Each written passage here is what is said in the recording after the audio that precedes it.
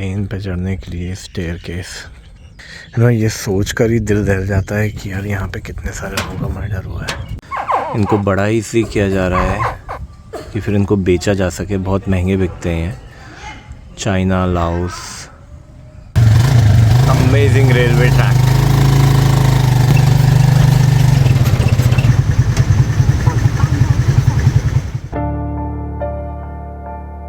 पता नहीं सफर में इतना सीखने को कैसे मिल जाता है।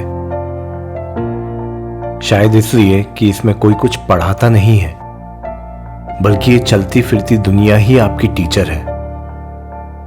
कुछ लोग बातें कह के और कुछ बिना बात किए सिखा जाते हैं, जैसे क्रोकोडाइल्स। शायद ही किसी को पता हो कि यहाँ शहर के बीचों बीच मगरमच्छों की खेती भी होती है।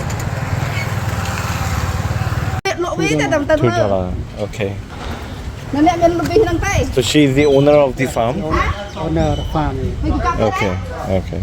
How many? 500 crocodiles? 500 crocodiles. In this small area?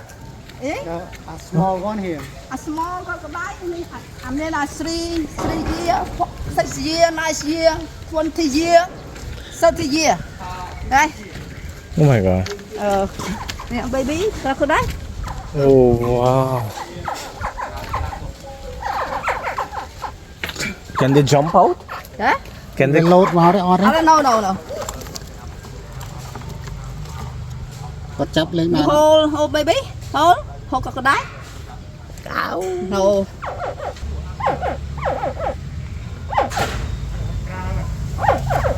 Hot khám đi. I'll come. Hot khám với ăn miếng mọt. I'll come.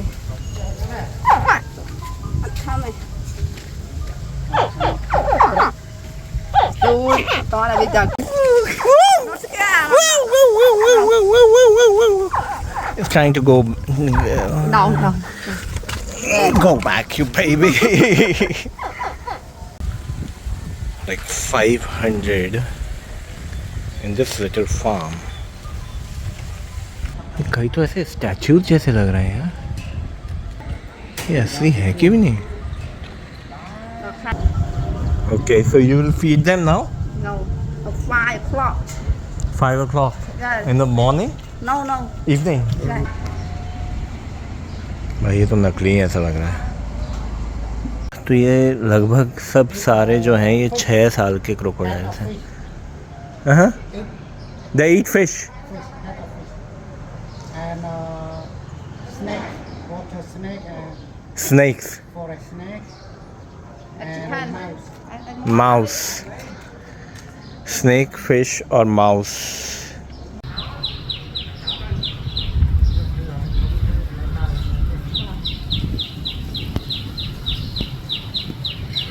So what happens to these crocodiles? You sell them? You sell it to Vietnam and China for skin. Skin, especially for skin. Uh-huh. And after that, meat. Meat. But we eat meat here also, no? Crocodile meat is very famous here in Cambodia. Famous, but not really, because someone they don't have enough money to buy crocodile for eating. So expensive. So this is expensive. How much is it for? One crocodile. How much is the cost of one crocodile? Yeah, But now, no someone buy, but especially export to another country. Okay. we go with mouth đấy. How old are they? Age? 9 year, the same. 9 years on both sides. ये भैया 9 साल के हैं। Yeah. 9 साल के crocodile. And how old are these? Again 9? 9. 9? 9 the same. Okay. 9 साल की उम्र में वैसे हम भी ऐसे ही पढ़े रहते थे बचपन में। How many? 30. 30 years old. 30 years old. Oh my god. Egg, crocodile egg. Egg. Okay, this is the place for crocodile eggs. It's room crocodile. Okay, they lay their eggs here. Yeah. यहाँ पे crocodile Này gặp mưa ăn đấy, thọ ăn đấy, ăn cùng rong. Eggs ले करते हैं. What is that?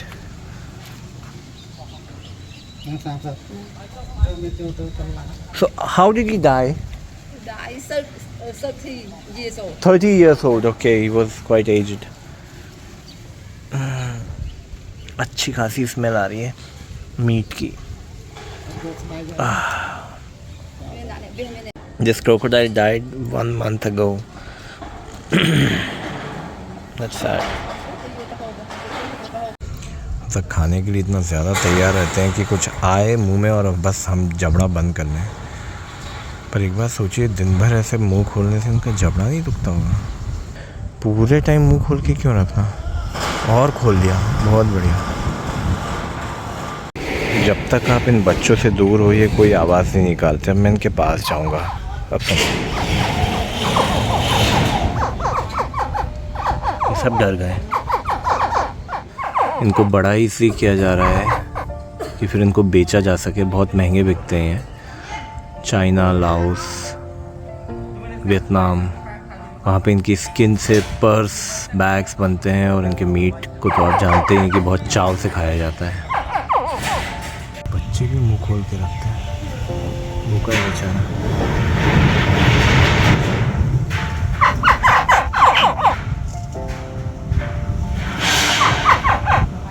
अगर सिर्फ इन मगरमच्छों के लिए आपके आंसू बह रहे हैं तो माफ कीजिए, आपके आंसू मगरमच्छ के ही हैं.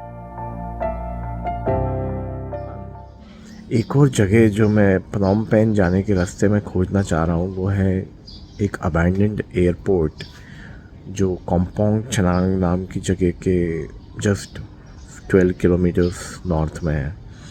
ये एयरपोर्ट कहा जाता है, we don't have any direct evidence. अब तो ये एयरपोर्ट किसी काम का नहीं, मतलब यहाँ पे कुछ नहीं होता, कोई एयरलाइन ऑपरेशन नहीं है, कुछ नहीं है. लेकिन यहाँ का रनवे आज भी इतना कंक्रीट और इतना सॉलिड बना हुआ है कि ऐसा लगता है कि जैसे कल ही बनाया गया हो. और ये एयरपोर्ट का रनवे करीब 77 या 1978 के आसपास बना था. तो ऐसा कहा जाता है कि खमेर रूज के समय जो पोल पोट की गवर्नमेंट थी उसने चाइनीज़ इंजीनियर्स के सुपरविज़न में ये एयरपोर्ट बनवाया था, जिससे चाइनीज़ फ़्लाइट्स यहाँ पर लैंड कर सकें और यहाँ से एयर स्ट्राइक के लिए प्लेन्स निकाले जा सकें वियतनाम पे हमला करने के लिए. हालांकि चाइनीज़ एम्बेसी जो प्नोम पेन में है वो आज भी डिनाई करती है, बोलती है कि हमें इस बारे में कुछ नहीं पता, हमारा इससे कोई लेना देना नहीं है. लेकिन शक तो बहुत भारी है भाई.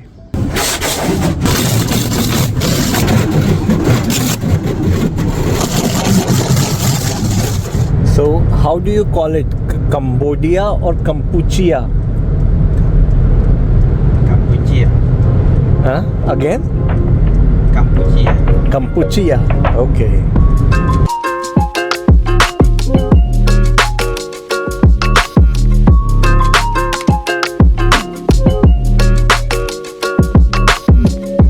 मेरा ये वाला ड्राइवर इतना चिल ड्यूड था, कोई मतलब नहीं था बाहर धूप है, बारिश है, ये बराबर सेम स्पीड से ही गाड़ी चला रहा था. एक तरह से देखा जाए तो इसने अपनी आंखों पे भी ईयरफोन लगा रखे थे.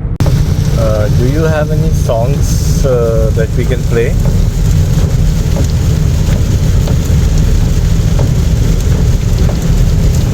No response.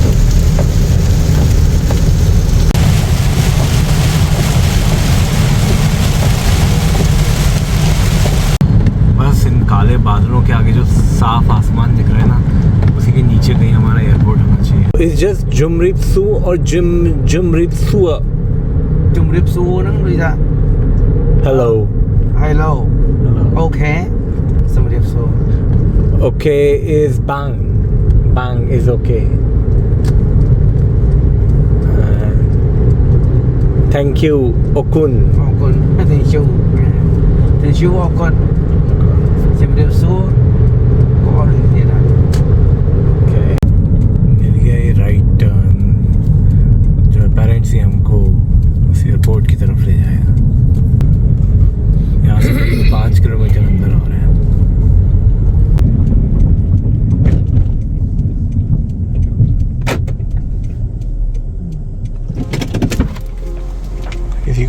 pass someone or what? No, I think because of the sounds जो रोड से आ रहे हैं, और मुझे लगता है वो रोड की वजह से आ रहे हैं। इनको लग रहा है कुछ टायर गया क्या।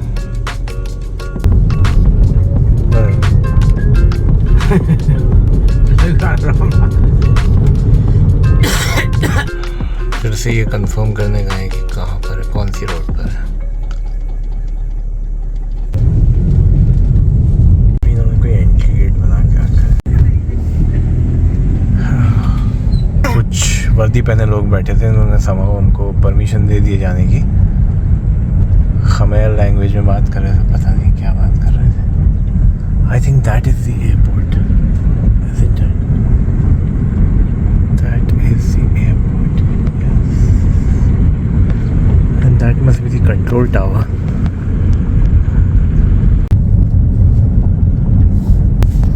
Can we stop here for a while? Stop. Yeah.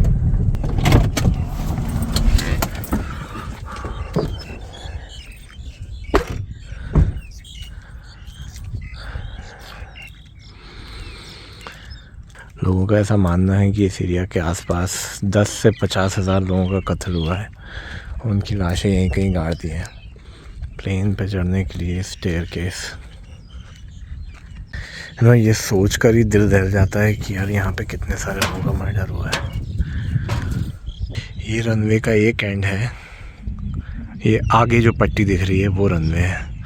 चलता जा रहा है, चलता जा रहा है, चलता जा रहा है। टोटल 2440 मीटर, यानी कि लगभग 2.5 किलोमीटर लंबा रनवे।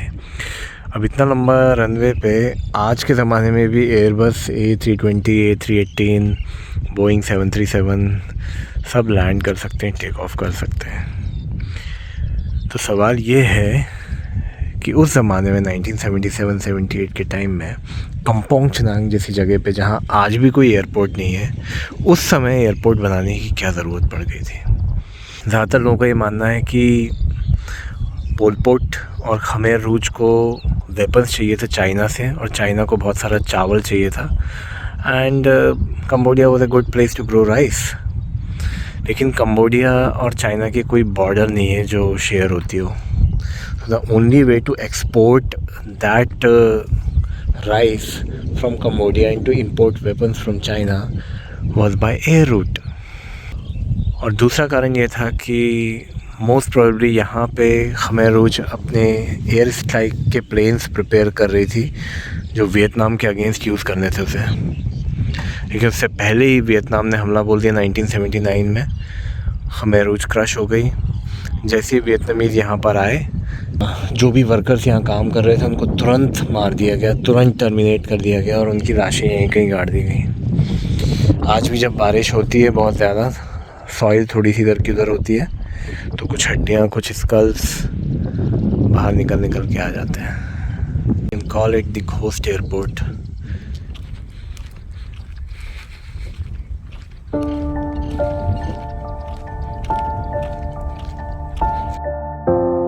कुछ परिंदों के अलावा और कोई नहीं बचा यहाँ टेक ऑफ करने को। इतना हाई क्वालिटी स्मूथ रनवे बनाया गया था हथियार इंपोर्ट करने के लिए। इंसान कभी भी रंग बदल सकता है,